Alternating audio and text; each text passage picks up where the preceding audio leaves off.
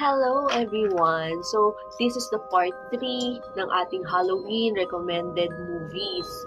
Okay?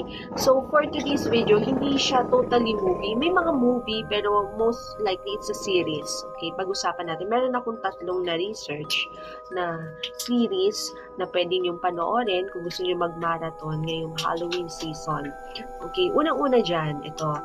Luma na to, pero talaga nung kabataan ko is gustong-gusto ko siyang panoorin kasi mahilig din ako sa mga horror movies. Okay. Una dito is yung Are You Afraid of the Dark? This is a series na foreign series. Yan. So, i-research nyo na lang. Maraming episodes to. Talagang inaabangan ko to nung kabataan ko.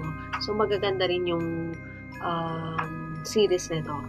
Episodes. Talagang pang-bata, pang-teenager, even adult siguro mag-e-enjoy. So, yan. And then, this one is, second is Okatokat. This is a Pinoy series na nakakatakot in a way, pero yung light na nakakatakot siya. So, this is a cool series din na pwede nyong balikan. Okay, matatanda na yung mga bata dito sa series na to. Okay, matatanda na ngayon, I mean. So mga bata that time. Okay. Yung pangatlo is Fear Street. So, meron tong 4 na parts or 4 na series. Okay. Wherein magko-connect siya with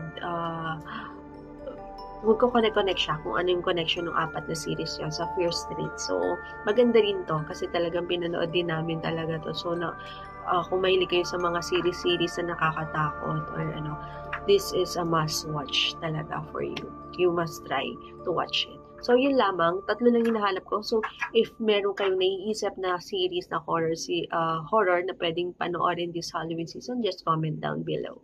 So, thank you for watching.